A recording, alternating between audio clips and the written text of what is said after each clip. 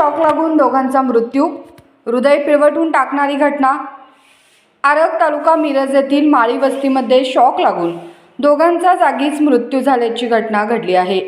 यामध्ये विशाल पांडुरंग माळी वय वर्ष 26 राहणार आडवा रस्ता बोलवाड व अथर्व रवींद्र माळी वय वर्ष 15 राहणार आरग यांचा मृत्यू झाल्याची घटना घडली आहे। घटनास्थळावरून मिळालेल्या माहितीनुसार विशाल माळी व अथर्व माळी हे वांग्याच्या शेतामध्ये औषध मारत होते।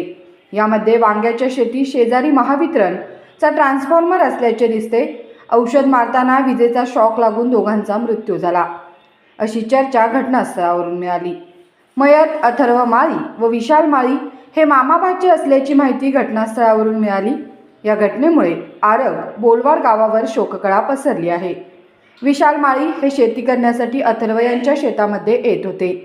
भाचा लहान असल्याने ते सर्व शेती पाहत होते, मात्र नियतीच्या मनात काही वेगळेच असल्याचे दिसून आले।